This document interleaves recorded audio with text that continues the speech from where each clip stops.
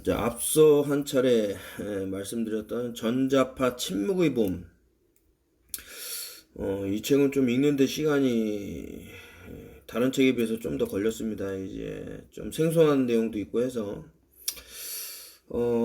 그 예전에 그냥 그 침묵의 봄이라고 레이첼 칼슨이라는 여성분이 쓴 책을 보고 세상이 이제 떠들썩하고 놀랬던 그런 이런 화공약품에 의해서 인간이 어떻게 자연과 함께 멍들어가는가 이런 얘기를 하는데 이게 참 재밌어요. 어떻게 보면은 아니 그 인구가 늘어남에 따라서 사람들에게 그렇게 피해를 준다고 하면서 결국에 그런 것들을 이제 제공하고 만들고 세상에 퍼뜨리는 거는 뭐 대기업들이 하는 짓인데 이 대기업들하고 또 뗄래야 뗄 수가 없죠. 그 엘리트라는 그룹들. 아무튼 이제 충격적이죠.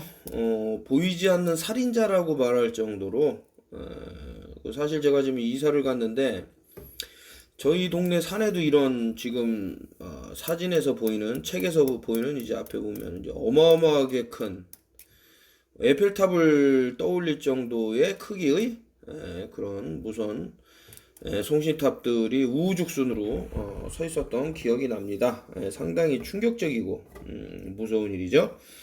자, 보면 이제 그림에서 보면 이제 새들도 떨어지고 뭐 여러 벌레부터 해서 뭐 파충류죠, 개구리 뭐 이렇게 쭉 죽어가는데 나무들도 다 시들어가고 과연 이것이 인간에게 어떻게 다가올 수 있을까? 다른 모습으로 그 모습이라는 것이 느닷없이 뭐 다른 형태로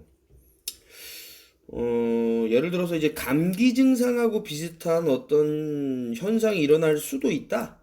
이 전자파가 주는 레디오 프레퀀시 방사선에 이제 피폭됐을 때 감기 증상과 비슷한 머리 열이 난다던가 뭐 기침인데 이제 이건 마른 기침이 날 수도 있는. 자, 어쨌든 기니까 주 정부에 의해 규제되지 않는 주파수와 진폭에서 작동하고 있다. 대부분 이러한 주파수와 진폭은 자연에 없는 것이다. 자, 요게 이제 중요한 내용이겠죠. 자연에 없다. 뭐 슈만 공명이라고 합니다. 슈만 공명. 요 공명 주파수가 있겠죠. 슈만 공명이라는 뭐 7084Hz라 그러는데 이 공명을 넘어서는 영역대의 것들이 있다. 그래서 생물학적 영향이 궁금해진다. 다시 말하면 인간이 만든 전기와 무선 전기들은 동식물과 인체 건강에 어떤 영향을 주는가라는 의문을 품고 있는데 예전에 뭐 순가이트 얘기하면서 많이 말씀드렸지만 토션 웨이브파라고 있어요. 우리가 인공적으로 만든 파장은 이렇게 좌에서 우로 돌죠. 그러니까 잘못 그렸네요. 이렇게 이런 식으로 해갖고 뭐 이렇게 반대가 되는 거예요. 그 자연은 항상 이렇게 시계로 이렇게 돌고 인공은 반대로 돈다. 이것이 상당히 해롭다. 그래서 토션 웨이프장이라고 또 한번 말씀드린 적이 있었는데 전기와 무선 기기의 생물학적 영향. 이 질문의 답을 생각하기 전에 먼저 생물학적으로 드러난 사실들을 보자. 음식물을 소화하고 목마름을 느끼고 집의 위치를 찾고 타인과 소통하며 그리고 질병에 대한 면역작용, 골절이나 감염으로부터 회복, 이성적 판단 등 많은 생물학적 기능을 궁극적으로 다양한 전기 작용에 의존하는 것이다. 우리 뇌도 그 전기 신호가 있어요. 그리고 전기 신호를 통해서 음극, 양극 이런 거를 떼어놓고 말할 수 있는 부분이 없습니다. 다 그런 게 포함되고 있는 거고 많은 과학자들은 인간이 만든 전자기장은 일상적으로 접하게 되는 주파수라서 생물학적 기능에 영향을 미치지 않는다고 오랫동안 믿어왔다. 이러한 과학자들은 주로 RF 방사선 노출에 의한 열 손상, 가열 효과, thermal effect를 우려했다. 그들은 물이 RF 방사선을 흡수하고 인체의 3분의 2가 물이라는 점에 주목했다. 연방통신위원회 FCC는 휴대폰의 유해성을 확인하기 위해 90kg 정도의 물로 채워진 인체 모방 마네킹을 휴대폰에 6분간 노출했다. 이 마네킹 머리의 온도가 주목할 정도만큼 변화하지 않았다는 이유로 실험 결과 온도 변화를 보이지 않은 FCC 휴대폰은 안전하다고 판단했다는데 실제로 제가 요 책, 침묵의봄이 전자기의 뭐 침묵의봄이라는 책 이전에 이런 방사선의 위험에 대한 책을 또 한 권 소개해 드렸는데, 거기서도 이 실험에 대해서 한번 내용이 나오죠.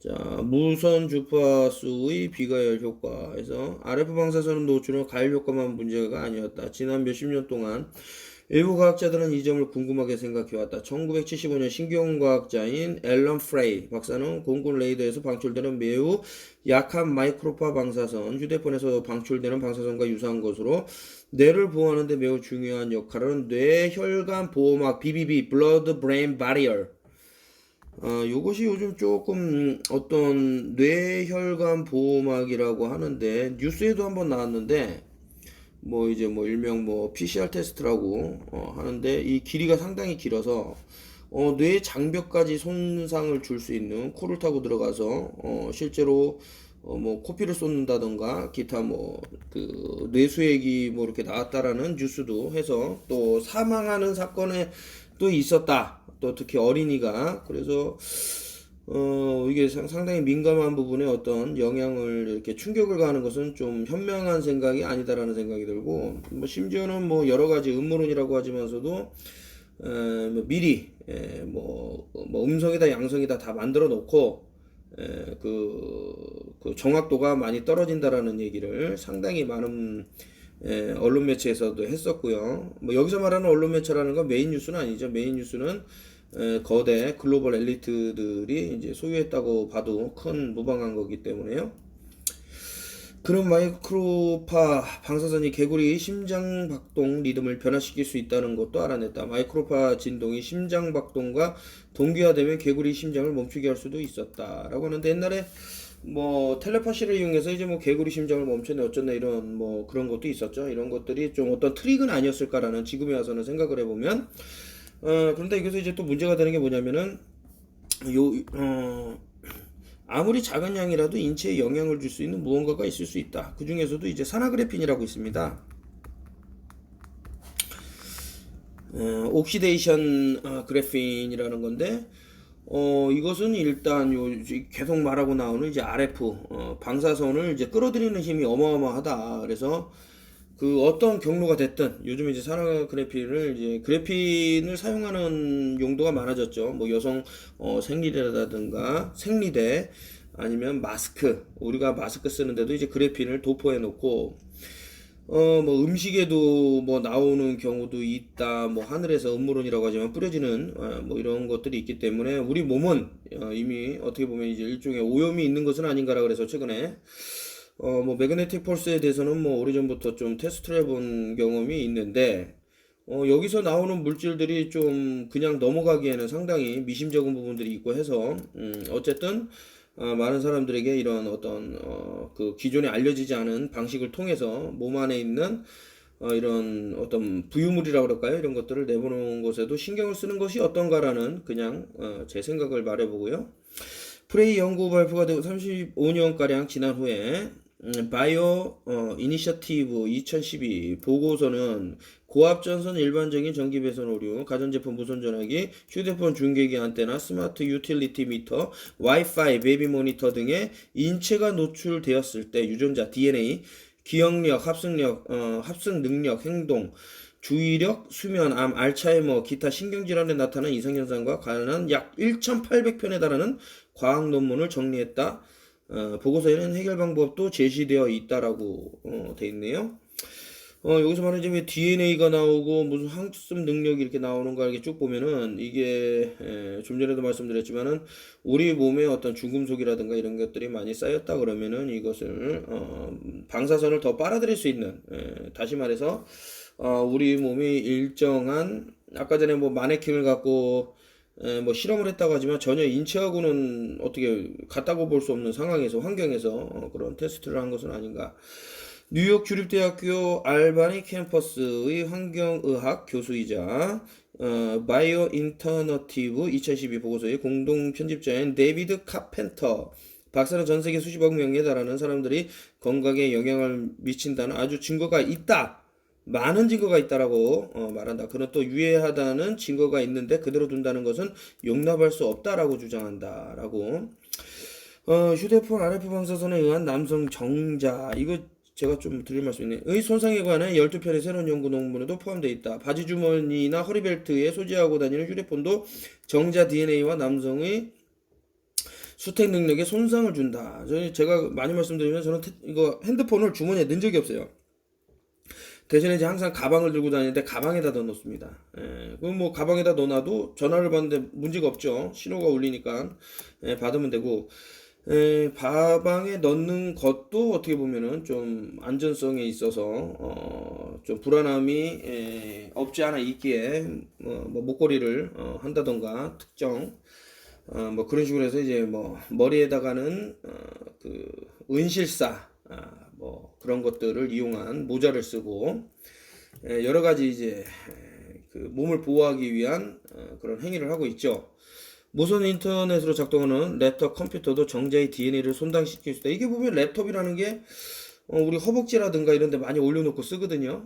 이럴 때 DNA 손상을 줄 수 있다. 이런 것도 잘 보면 좋고요. 이 보고서에서는 무선기기에서 방출되는 RF 신호에 노출되면 암, 신경질환, 알레르기, 자폐증 등 여러 가지 건강 문제 발생 위험을 높인다는 내용도 들어있다. 이제 결국에는 RF, 라디오 프레퀀시, 방사선, 그 제가 한번 기사를 읽은 기억이 있는데 제가 유튜브에도 예전에 한번 올렸는데 이제 그 암 치료를 하는 집도의가 계속 이렇게 치료하는 과정에서 이제 방사선을 이렇게 쐬면서 치료하다가 손이 괴사하는 그런 사진도 한번 올린 적이 있습니다. RF 신호는 심장 박동 조절기, 인슐린 램 펌프, 신분해 자극 장치 와 같은 체내 이식 의료의 작동을 방해할 수 있을 뿐만 아니라 이러한 장치들은 같은 인체 내에서도 서로 영향을 주고받는 것으로 밝혀졌다. 2011년 유엔 세계보건기구 WHO의 국제암연구회 IARC는 무선 주파수 전자파 영역 RF 필드의 인체 반응 가능인자로 분류했다.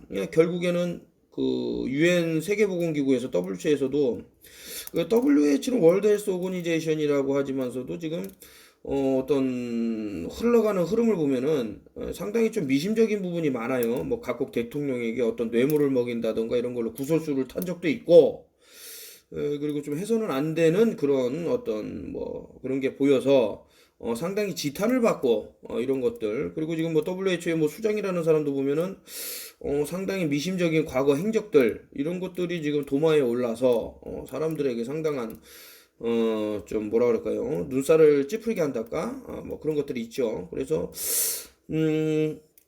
그 이런 거를 보면 이제 그 리노 자데이로 그 브라질에서 열렸던 이제 얼스 서밋이라고 있죠. 지구 보존 회의라든가 이런 데서 보면은 이제 그때부터 이제 아젠다 21이라 그래서 인구의 어떤 그 감축이라든가 이런 것들을 논의했던 것이 사실이고 거기에는 벌써 114개국이 참가했다고 제가 알고 있는데 대한민국도 그때 당시 이제 노태우 얼마 전에 임종하신 대통령도 참가를 했다는 걸로 알고 있는데 자국민을 대상으로 해서 인구 감축을 하겠다라는 것은 일종의 그 뭐 학살이라고 볼 수도 있지는 않을까라는 그런 의심도 드는 그런 어떤 회의가 아니었었나라고 보면은 이제 뭐 자꾸 그 지구 온난화라는 것도 이때부터 이제 뭐 까대기 시작했지만서도 온난화라는 게 과연 뭘까? 그 자꾸 이런 걸 바톤 터치를 하려고 그러죠. 그렇기 때문에 또 나온 게 뭡니까? 지속 가능한 미래. 아니, 지속 가능한 게 아니라 우리가 그렇게 규정을 짓는 거예요. 지속 가능하지 않다고. 세상이 어떻게 지속 안 가능해요? 지속 가능하지. 자꾸 무엇이 있네, 무엇이 있네, 없는 것을 갖고 있다고 하는 그런 경우도 있을 거 아닙니까? 그런 세상에 오게 되니까 문제다, 이런 거죠. 그래서 어쨌든, 알아듣는 사람은 토론필 TV가 그래도 이제 뭐 8년, 또 이번 연도가 지나면 이제 9년, 뭐 10년 차를 이제 향해 가지만서도 세상에는 세 종류의 사람이 있는 것이 맞아요. 보여주기 전에 보는 사람, 보여주면 보는 사람, 보여주고 알려주고 이렇다고 설명해주고 아무리 그래도 그 사람은 볼 수가 없어요. 왜냐? 뇌가 벌써 기생충에게 오염돼 있다. 그 기생충이라는 것은 어떤 주입식 교육의 어떤 그 기생충들이다. 뭐 이런 생각이 듭니다. 스웨덴의 종양학 전문 의사인 레나트 하르텔 박사는 뇌종양에 관해서 신경교종 제1장에서 언급한 리치 파보에게 생겼던 뇌종양의 일종과 청각종양의 발생 위험은 휴대폰이나 무선전화기 사용 패턴이 일치한다라고 기술하고 있다. 그는 바이오 이니셔티브 2012 보고서에서 휴대폰이나 무선전화기를 장시간 사용함으로써 인해 위험도가 증가하는 것은 매우 유력한 증거이며 이러한 기기들은 10년 이상 사용했거나 한쪽 귀에만 대고 사용했던 성인의 경우 악성 종양의 발생 위험이 2배나 높았고 특히 20세 이전부터 사용해왔던 성인은 그 위험이 훨씬 높다라고 기술하고 있다. 그래서 제가 최근에 참 안타까운 부분인데 저랑 어떻게 이제 그 관계가 형성이 돼서 어떤 지인이 돼서 제가 이제 휴대폰을 귀에다 대면 안 좋다라고 하지만서도 같이 이제 운전하고 가다 보면은 솔직히 자동 빨리 달리는 물체는 핸드폰이 더 많은 기지국을 계속 연결되기 때문에 더 많은 이 RF 라디오 프레퀀시 방사선이 방출되는데 귀에다가 대고 하루 종일 통화를 합니다.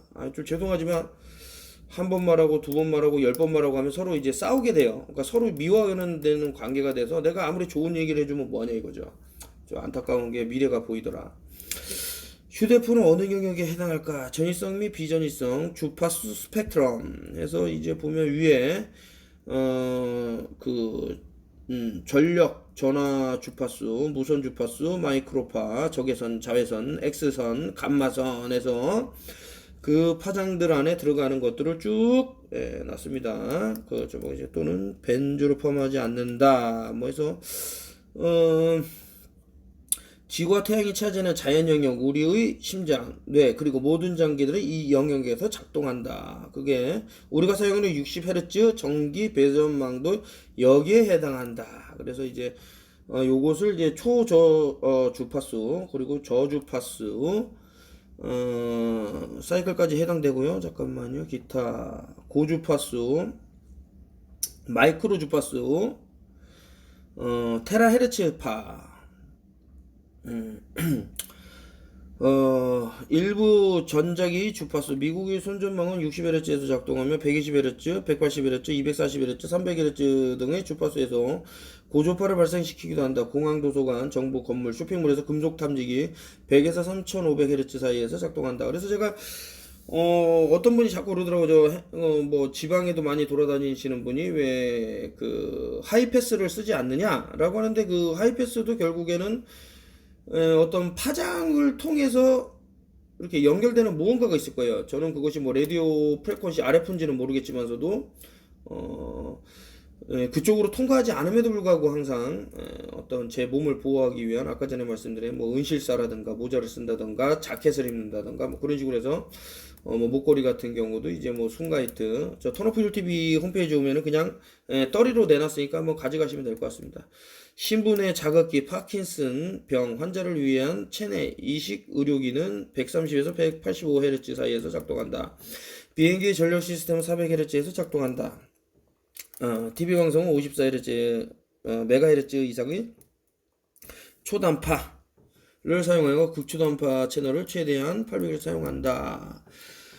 한번 쭉 보고요. 이제 미국에서 휴대폰은 700Hz, 메가헤르츠, 800MHz, 850MHz, 900MHz, 1700MHz, 1800 쭉쭉 올라가고요. 롱 하나의 이상의 주파수 대역을 사용할 수 있다. 다른 국가에서 휴대폰은 다음 주파수 대역 중 하나의 그 이상을 사용할 수 있다라고 하면서 상당히 높은 이런 것들을 보여주기 때문에 어떻게 보면 이제 무기일 수도 있다. 저는 5G 폰을 안 쓰는 이유 중에 하나가 이런 높은 영역대의 저주파 로우 프레퀀시를 좀 조심하기 위해서 안 쓴다. 건물 내에 사용하는 무선전화기 과연 건물 내에서 무선전화기가 필요할까 뭐 이런 생각도 들고요. 전자레인지는 2.4GHz 초당 24억 회 진동에서 작동한다라는데 제가 이제 그 예전에도 많이 말씀드렸던 뭐 사랑한다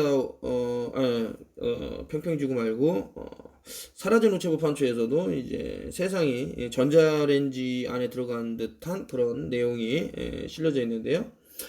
대부분 무선 인터넷 연결 와이파이는 2.4GHz 이상을 사용한다. 스마트 미터, 디지털 유틸리티 미터는 900에서 900MHz 음반파용 2.4GHz 데이터용의 주파수로 사용되고, 이 스마트 미터라는 게 사실 이게 조금 그 우연의 일치인지 모르겠지만 GNEP인가요? 그저 이 스마트 미터 회사도 이제 로차일드하고 연결이 돼 있고요. 그 PCR 테스트도 지금 코로나 사태가 일어나기 몇 년 전부터 이 로차일드가 그런 거를 이제 뭐 사들이고, 뭐 특허 출원이라든가 뭐 여러 가지 연결되어 있는 부분들, 상당히 미심쩍죠.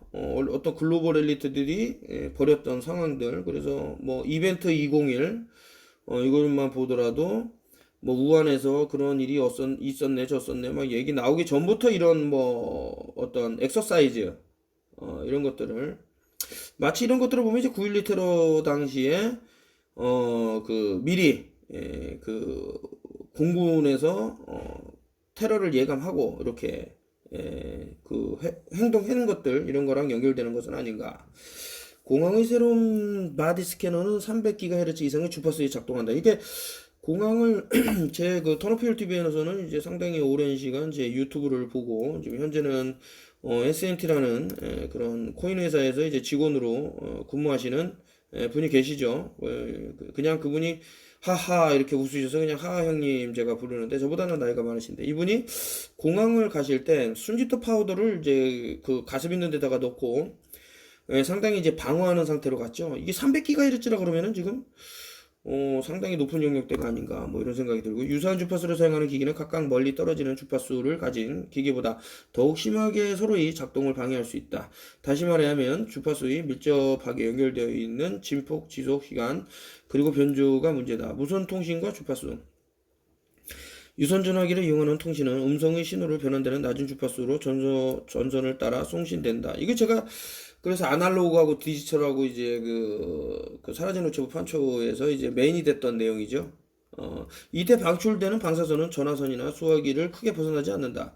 무선기기는 오는 날 일반적으로 디지털 펄스 신호를 사용한다. 이 신호는 사람들의 목소리를 암호한 후 휴대폰에서 중계기 안테나 망으로 보낸 후 다시 수신자 전화로 보낸다. 사진을 전송하는 것은 목소리를 전송하는 것보다 더욱 많은 데이터가 필요로 하다. 또 음성을 보내는 것은 메시지를 보는 것보다 더욱 많은 데이터가 필요로 하다. 비디오는 이들 중 가장 많은 데이터가 필요로 하다. 지금 1초 만에 뭐 다운받을 수 있는 뭐 5G 이렇게 얘기를 하고 있는데, 그러면 그럴수록 엄청난 그 방사선이 발생한다, 이런 것을 알 수가 있겠죠. 초당 더 많은 전자기 진동이 발생할수록 헤르츠가 높을수록 더 많은 데이터가 전송될 수 있다. 모바일 기기는 하나 이상의 변조된 마이크로파 주파수에 작동하는 것이 필요하다. 예를 들어 AT&T 미국 통신회사의 음성 주파수는 850MHz와 1900MHz 대역에서 작동한다. 850Hz 대역은 824.2, 849.0MHz에서 업링크 음성을 보내는 방향이 된다. 다운링크 쪽은 음성을 받는 방향 86.2에서 894 메가헤르츠이다. 말하고 문자를 보내고 와이파이를 사용하고 블루투스를 사용하고 이러한 메시지를 받는 것은 모두 각각 다른 주파수를 필요로 한다. 뭐 하여튼 이렇게 복잡하게 많은 그것도 태스크라 그럴까요? 그런 거를 업무를 보게 되면은 점점점 많은 것들이 그 공기가 어떤 스모그 현상이 발생한다 그죠.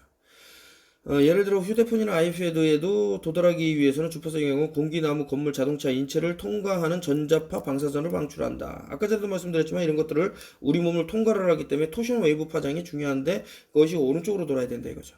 마이크로파처럼 아주 빠르게 진동하는 무선 주파수는 파장이 아주 짧다. 천천히 진동, 바다의 파도처럼 주파수 헤르츠는 훨씬 작고 바다의 파도처럼요. 파장은 더욱 길다. 휴대폰이 방출한 무선 주파수는 가까이 대고 있는 면에 영향을 준다. 머리에 대고 있으면 머리에, 가슴 주머니에 가지고 있으면 심장에 영향을 준다. 70MHz에 가까운 저주파에서 방출되는 파가 전신에 영향을 준다. 이것은 제가 뭐 여러 차례 그 턴오피얼 TV를 오래 보신 분들은 알겠지만 미국 ABC 뉴스라든가 폭스 뉴스에서도 나왔는데, 나이트클럽에 간 여성분들이 휴대폰을 어디 놓으면 이제 다른 사람이 훔쳐가고 하니까 자기 그 브래지어 끈 그 안쪽에 이렇게 휴대폰을 넣고 춤을 췄대요. 그렇게 하고 이제 유방암에 걸린 여성들이 이렇게 대서특필되고 했는데, 여러분들도 여기서도 얘기했듯이 되고 있는 지점, 그분이 상당히 영향을 받을 수 있는. 그리고 여러분들 핸드폰이 막 뜨거워지는 경우가 있죠. 그만큼 방사선이 많이 방출됐다 이렇게 생각하시면 되고, 뭐 최근에는 이제 뭐 휴대폰 배터리에 뭐 산화그래핀이라는 그런 물질이 더욱더 어떤 영향을 인체에 주지는 않는가라고 그래서 많은 사람들이 얘기를 하고 있습니다. 근데 그런 것들이 우리 몸에 쌓인다 그랬을 때는 트랜스 휴머니즘이라는 것이 결국에는 인간의 어떤 그 본연의 자연적인 그런 거를 넘어서서 뭐 기계화된다라든가 아니면 다른 어떤 생물 변종, 뭐 예를 들 것 같으면 이제 뭐 DNA라든가 RNA라든가 이런 것에 어떤 변화를 주면서 어떤 생명체의 뭐 히드라라는 뭐 그런 생명체가 있다 그러면 계속해서 자랄 수 있는 그런 상황.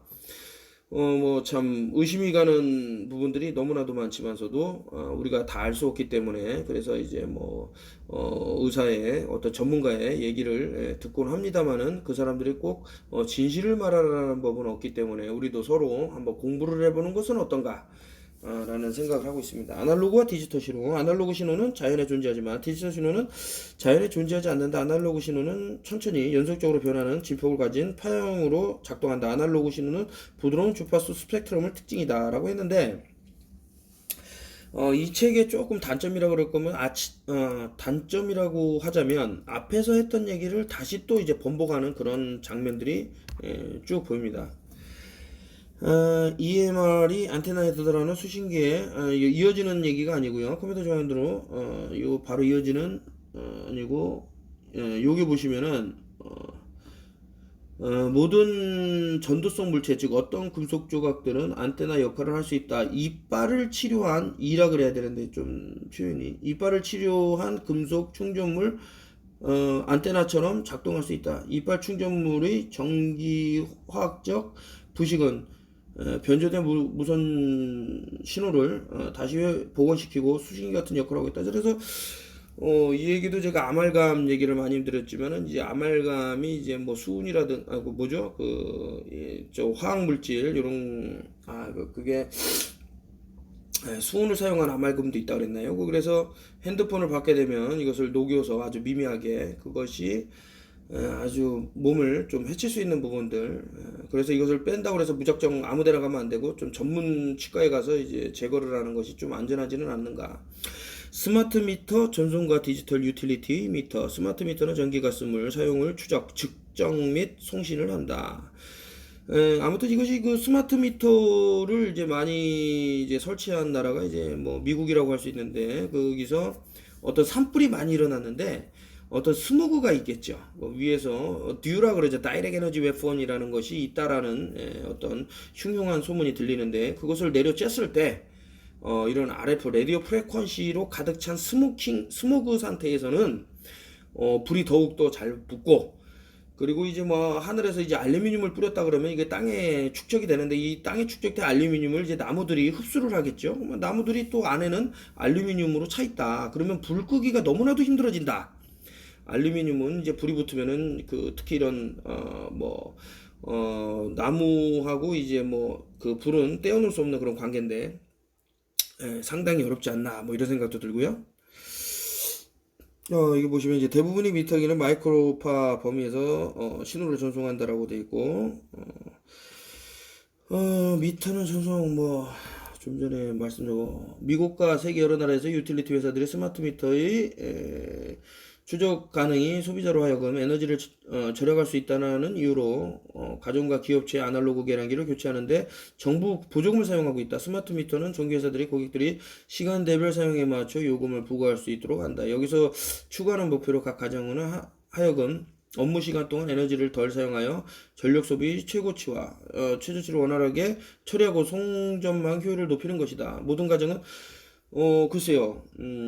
제가 알기로는 오히려 그 처음에는 이런 스마트 미터기가 이런 장점이 있어서 사용해야 된다라고 하지만서도 실질적으로는 오히려 그렇게 그 디지털화 된 것이 아날로그보다 못하다라고 해갖고 한번 제가 나온 기사를 어렴풋이 기억을 하고 있습니다. 모든 가정은 일반적으로 세 가지 공공 서비스, 전기가스, 수도를 들어가고 각 서비스마다 주택, 아파트, 학교, 사무실, 병원, 공공건물 등에서 미터기가 필요하기 때문에 스마트 미터는 국가적으로 전 세계적으로도 가장 많이 설치되어 있는 송신 안테나일 것이다. 뭐 저라면은 절대 설치 안 할 겁니다. 스마트 미터는 광대와 전력선, 통신, 광섬유, 전화선, 무선 라디오, 셀룰러 기술들을 이용하고 고객이 다른 스마트 기능이 있는 가전제품이 에너지를 사용하고 있을 때 얼마나 사용했는지에 대한 자세한 정보를 유틸리티 회사에 보낼 수 있다. 이게 빅데이터 시스템이 빅브라더 시스템하고 별반 다르지 않다라는 그런 기분 나쁜 생각도 듭니다. 스마트 미터는 마이크로파 범위에서 펄스 신호 또는 마이크로 버스트 고강도 방출을 내보낸다. 광대역 전력선 통신을 사용하는 미터는 무선 주파수 방사선을 전력에 내놓는다. 다른 것들은 900MHz 운반과 용도로 전송하고 2.4GHz 대역을 동시에 사용한다. 모든 생물체들은 본의 아니게 마이크로파 방사선에 노출된다 이거죠. 이런 것을 스마트 미터를 계속해서 가동하다 보면은 집안에 있는 사람들이 어떤 안 좋은 영향에 이렇게 노출될 수가 있고요. 그러다 보면 자꾸 이제 병이 들 수도 있는 그런 상황. 게다가 이제 그 음모론의 일부겠지만은 이제 다이렉 에너지 웨폰에도 이런 전자 스모그가 한 역할을 톡톡히 하더라라는 그런 말도 있습니다. 일부 스마트 미터는 한 달에 한 번 또는 하루에 한 번 신호를 보내고 어떤 것은 1.5초마다 신호를 보낸다 그러니까 매 순간 고통의 그런 것들을 신디 세이지와 제임스 비엘가엘 EMF 전기 컨설턴트 한번 제가 쭉 읽어보고 여러분들에게도 뭐 하여튼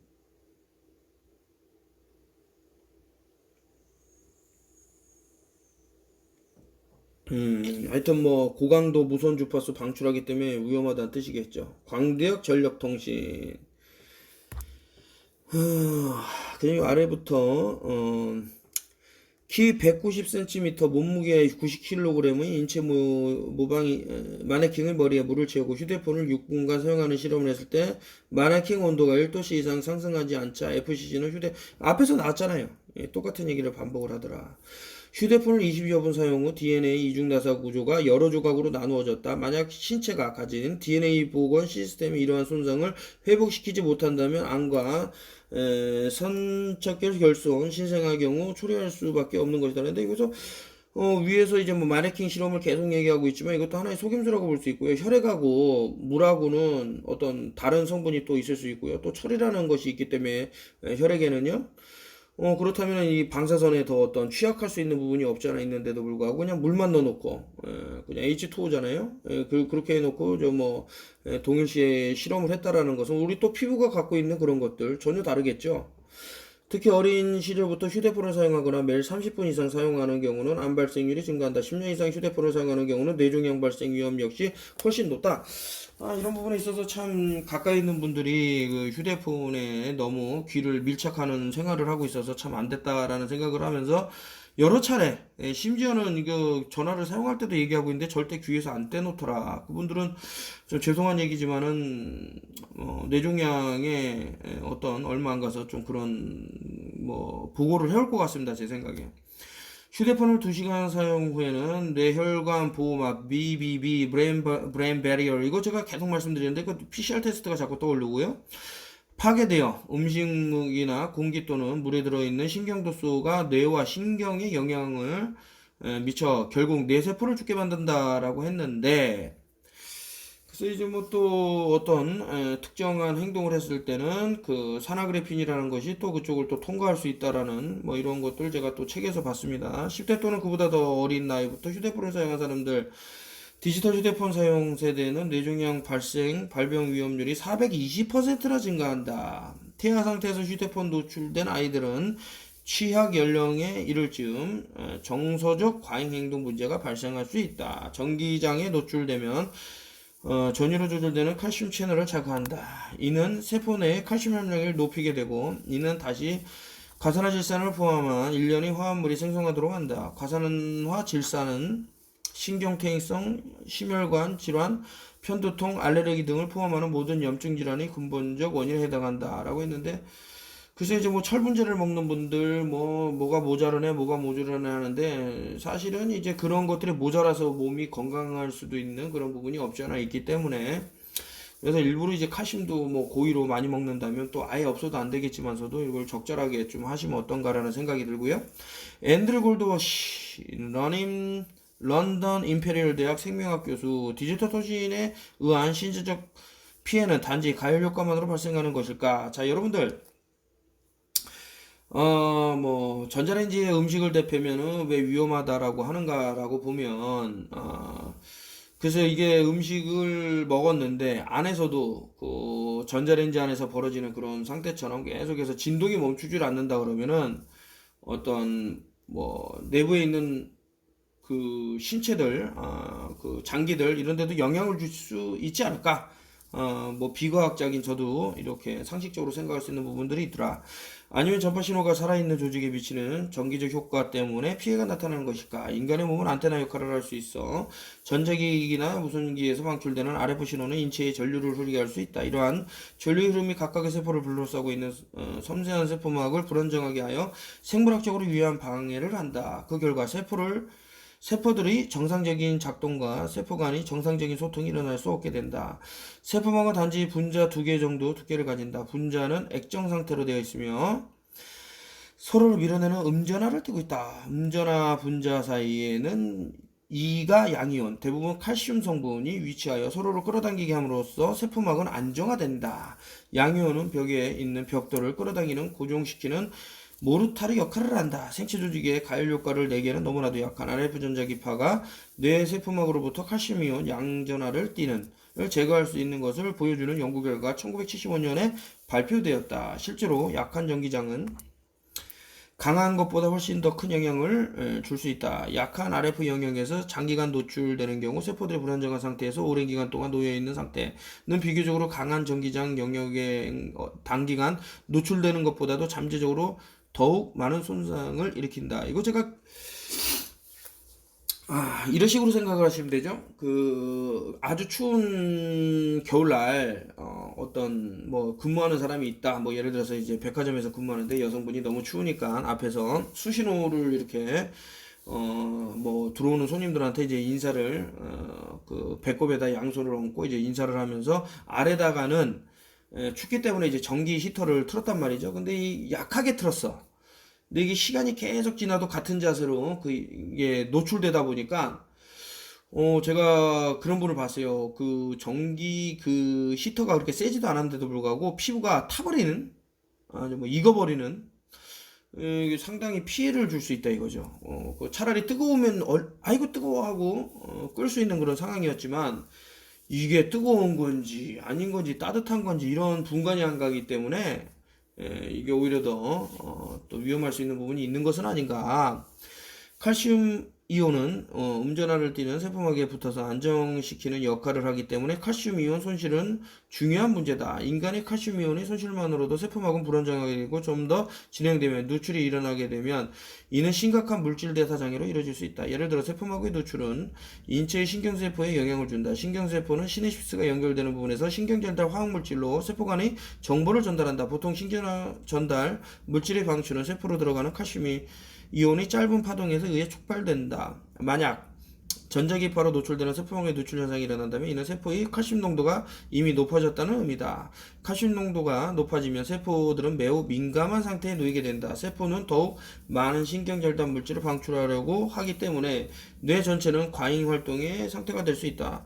뇌가 과잉 활동 상태가 되면 집중력이 떨어지고 주의력 결핍 과잉 행동 장애 ADHD 미토콘드리아에서 방출되는 활성산소에 의한 DNA 손상 그리고 리소좀의 소화효소로 분비로 이루어질 수 있다. 이러한 DNA 손상을 불임과 암에 걸릴 위험을 증가시킨다. 미토콘드리아 얘기 나오니까 왜 미토콘드리아에서 방출되는 활성산소라 그럴까라고 하면은 이거는 이제 ATP라고 에너지 물질을 이제 생산하는 이제 미토콘드리아 역할이 있겠죠. 근데 참 여러 가지 생각을 하게 만들어요. 이 미토콘드리아라는 것이. 왜냐면 이제 산화그래핀이라는 것이 미토콘드리아를 뭐 이제 공격한다라는 어떤 외국에서 이제 의사들 패널들의 얘기를 제가 들은 적이 있고요. 그래서 단지 그것뿐만 아니고, 아까 전에 그 브레인 베리얼이라는, 그죠? 뇌장벽에서도 이제 침투할 수 있는 그런 부분들.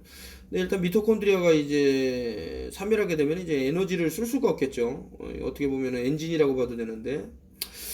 여러 가지 생각이 듭니다. 세포막의 노출은 뇌혈관 보호막 특수성을 높여 알츠하이머나 초기 치매를 유발할 수 있다. 또한 외부 화학 물질이 인체 표면 침투를 방지하는 보호막, 뇌혈관 보호막과 유사의 손실을 다발성 경화증과 같은 자가면역 장애, 천식 알레르기와 같은 다양한 질병을 약화시킬 수 있다. 전자파 인체 흡수율 SAR 모바일 기기에 노출되어 있는 동안 신체 조직에 흡수되는 방사선의 양을 그 기기의 전자파 인체 흡수율 이라한다. 그냥 인체 전자파 흡수를 그냥 SAR이라고. SAR은 100kHz죠. 이상의 주파수에서 주어진 시간 동안 단위 무게당 흡수된 에너지 와트킬로그램으로 측정된다. SAR은 인체의 마네킹을 대상으로 단일 발생원에서 나오는 단일 주파수를 측정하는 실험에서 유용하다. 하지만 실험실을 떠나서는 단일 주파수만이 분리는 불가능하며 순수한 SAR을 측정할 수는 없을 것이다. SAR은 인체 부근에서 사용되는 기기로부터 방사선 노출을 측정하는 것이다. 1996년 이전에 미국 연방정부가 인체 가까이 무선기기를 휴대하는 것을 규제하지 않았다. FCC는 1996년부터 1g의 인체 조직당 SAR 1.6 와트 퍼 킬로그램 이하를 허용 기준으로 정했다. 이렇게 쭉 나오고요. 무선주파 신호의 생물학적 영향에 대한 역사적 고찰. 이거 좀 중요한 얘기 같습니다. 1953년 구소련은 모스크바 주재 미국 대사관에 RF 방사선을 방출하는 무선 장비 시스템을 설치하고 1970년대 중반까지 운영했다. 이를 설치한 구소련의 의도는 지금까지 알려지지 않고 있다.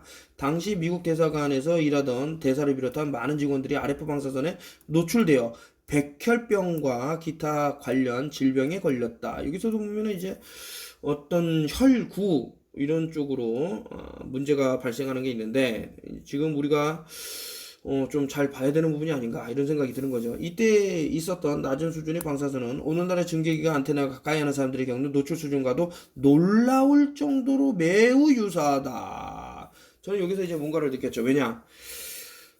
지금 우후죽순으로 세워지는, 그리고 이제 미친 듯이 깎여나가는 나무들, 이 방사선을 흡수할 수 있는 그런 방패가 될 수 있는 것들이 전부 제거가 되고, 이렇게 집이 어떤 미를 추구한다 그러면서, 유리를 아주 크게 만들면서 이제 더 투과율이 좋아졌을 뿐만 아니고, 또 환경적으로 내부에도 상당히 많은, 이런 것들을 끌어들일 수 있는, 심지어는 우리 몸에도 어떤 중금속에 많이 노출되어 있을 뿐만 아니고 산화그래핀의 어떤 그런 오염, 참 많은 부분을 생각해 봐야 된다 이런 생각이 드는 거죠. 그래서 제가 클로로필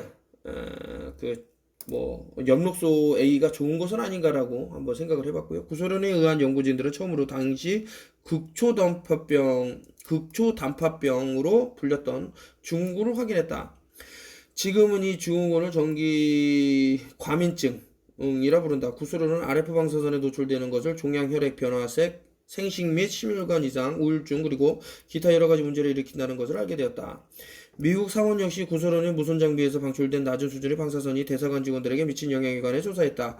미 상원 릴리엔젤드 연구팀은 습진, 건선, 알레르기, 염증, 신경 및 생식기 이상, 종양 발생, 여성의 경우는 악성, 남성의 경우는 양성, 혈액 이상 등을 유발하고 불안정, 우울증, 식욕 상실, 집중력 및 안구 문제 등과 같은 정서와 행복감에도 영향을 미친다는 것을 알았다. 이러한 증상들은 EHS를 앓는 사람들이 호소하는 증상과 거의 일치하며 디지털 신호방사선에서 노출된 지역에 관한 연구에서 보고되는 증상과도 동일하다.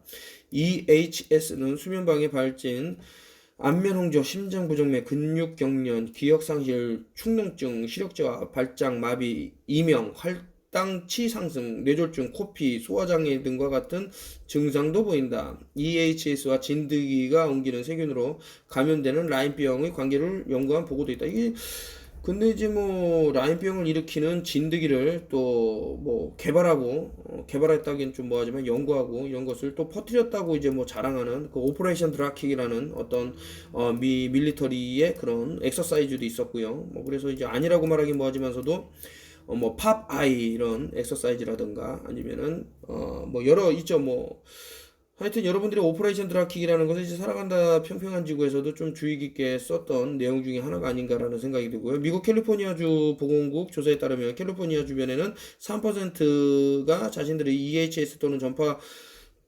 전자파 증후군에 나타난 것으로 생각하고 있다. 이게 지금 미국 캘리포니아가 여기 아무래도 많이 설치하지 않았나? 스마트 미터기를 산불이 캘리포니아에서 났는데 이것도 뒤에 어떤 영향은 아닐까라는 의심들을 하면서 사람들이 또 연구에 착수하고 뭐 이런 것들이 있는 것은 아닌가라는. 스위스 인구의 5%는 전자파 증후군을 경험한 것으로. 무선 주파수 신호와 자폐증 하버드 소아과 신경학자 마사 하버트 박사와 보고서 공동 집필자인 신디 세이지는 2013년 병리학 회지 논문에서 보고된 자폐아 발생 여건이 급격히 증가했고 이는 무선통신 기술 발달과 시간적으로 일치한다라고 기술하고 있다. 이 논문에서 자폐아 발생 여건과 낮은 강도 비가열의 전자장 EMR과 무선 주파수 방사선 RFR 노출과 타당한 요까지 하고 최근에 도착했네요. 이제 플레인데믹이라는 책인데 이 책을 이제 앞장을 이제 쭉 읽어 나가는데 상당히 고생을 했더라. 이게 이제 다큐멘터리 식으로 이분이 이제 뭐 촬영을 하고 했는데 어떤 뭐 돈을 위해서 한 것은 아니고 세상이 어떤 이제 그 거대한 악의 세력이 벌이는 그런 것들을 추적해 나가다 보니 이 사람은 뭐 집도 잃고 직장도 잃고 모든 것을 잃었어요. 그럼에도 불구하고 이제 끝도 없이 자신의 이제 가족들을 믿고 또 가족들의 이렇게 또 서포트를 해주고 생명의 위험마저도 느끼면서 어떤 거대 세력들의 그런 압력에 굴하지 않고 이러한 영상을 찍었더라. 그래서 Fear is the virus. 공포가 바이러스지. Truth is the cure. 진실은 그 치료제다. 여러분들이 진실을 알고 있다 그러면은 뭐 바이러스라든가 이런 것이 하나 무섭지 않을 수도 있다. knowledge is power라 그러죠.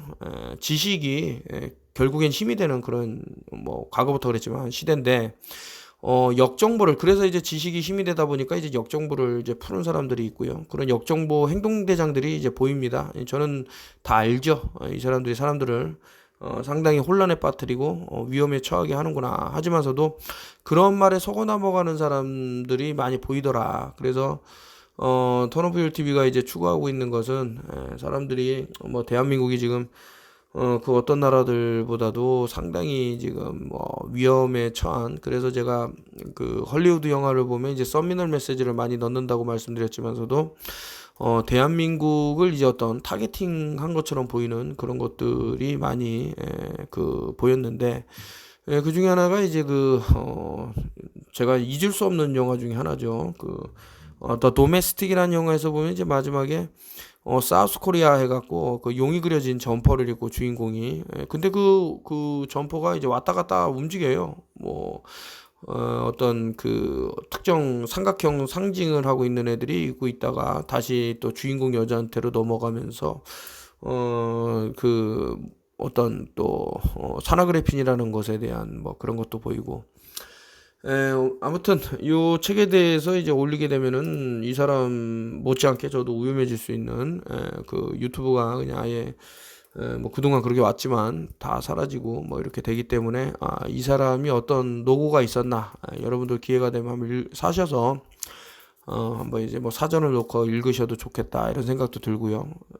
진실을 위해서 이제 많이 싸우는 분들이 있고 최근에는 이제 뭐 또 우연치 않게 뭐 미 대선에도 나왔다가 또 친분이 생겨서 뭐 여러 가지 하는데 대한민국 대선에도 이제 나오시겠다고 말씀하시는 분이 있어서 그분이 이제 뭐 한국 그 시민권을 이제 또 따시고 뭐 하셔서 가족들은 또 다 와이프 되시는 분도 이제 한국 사람이기 때문에 한국인이죠. 그래서 뭐 제가 또 이렇게 대화를 나누고 보고 하니까 진실에 대한 그런 그게 좀 강하셔 갖고 한번 좀 심도 있게 한번 얘기를 나눠봤다.